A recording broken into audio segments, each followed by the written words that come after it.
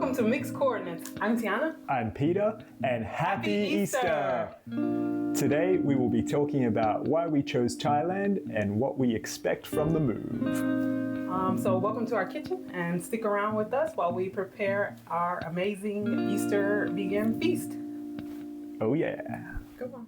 Okay, so what you see here is us cooking an awesome Easter feast for just us two. What are we cooking here, Tiana? So I'm working on the corn ribs and I'm struggling to cut them. They were tough. They were very tough. To cut through a whole corn of cob, if you haven't tried it before, it's harder than you think. Yeah, that's right. And then we've swapped for a bit. Yep, I had a crack at it. Not much success on my end with the knife. I was also a little scared of potentially cutting my fingers. Yep.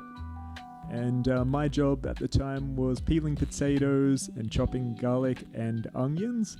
And I'm not the fastest in the kitchen. I enjoy my time in the kitchen, and Tiana has said that my food is nice, but I'm not too fast. And it took me quite a while to get through those potatoes, garlic, and onion.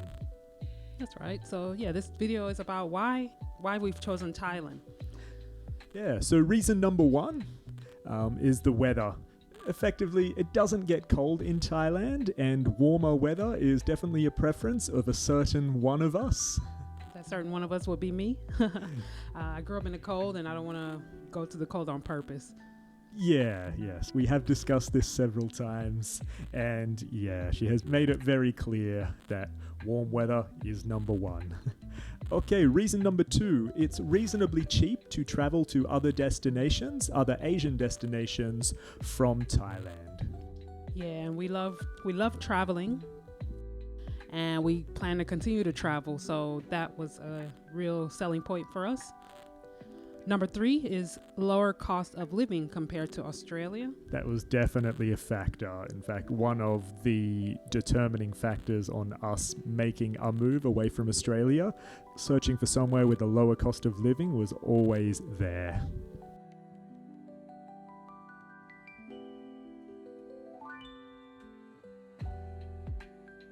And then number four, we applied for positions in multiple countries, and most of the jobs that we heard back were pretty much in Thailand.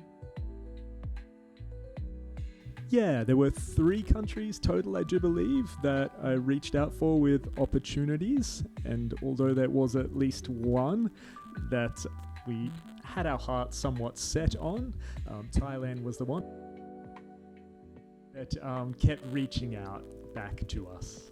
Yeah, that's right. Oh, look at that wine. Number 5 is just that we love Thailand and Thai people. We adore it. I always have ever since the first day we got there. And last but not least is number 6. It just seems like a place with a bright future, and they're always trying to improve the quality of life for the people that's there. Absolutely. Yeah, that was a big factor.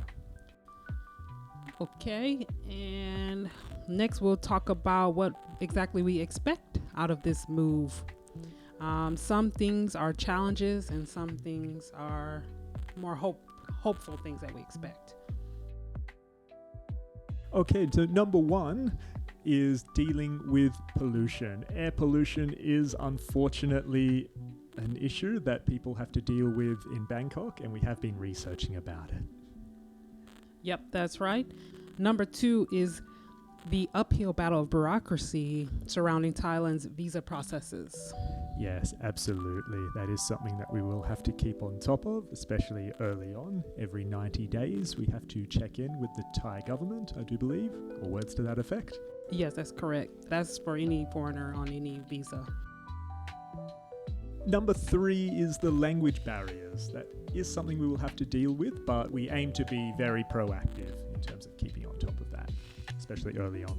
Yeah, that's correct.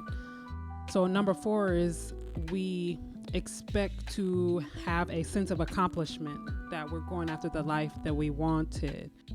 That's right, a real sense of accomplishment in terms of what we have gone after. Lots of people like to just talk and hope and say, one day I would love to live in this country. I would love to, move overseas for a while. I would love to do this and that. But quite often it just never leads to action for various circumstances.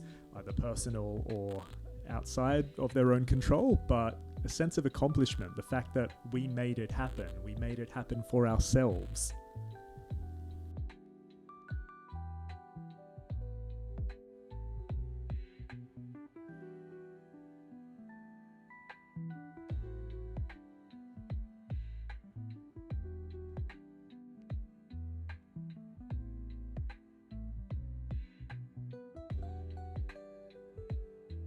I think I was trying to show you the vegan bacon that I made. I just kind of zoomed it past really quickly, but that is vegan bacon I made from tofu on a different day, and that's going right into the green beans.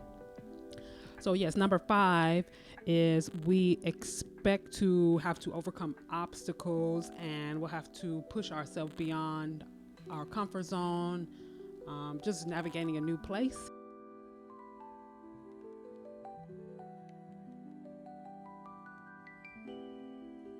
I was showing you my Easter basket there. Oh yeah, absolutely. And yeah, that overcoming obstacles, that's, I know it's cliche, but it's character building. It makes you stronger, like That's right. mentally stronger. It really does. So number 6 is challenges with navigating a new school system. So effectively, I will be teaching in an international school system for the first time. They will have their own ways of doing things, and teaching within that system, there will be a learning curve for me, especially early on. 3 hours later. So this is our completed vegan feast. As you can see here, we've got the barbecue tofu that I made the barbecue sauce from scratch.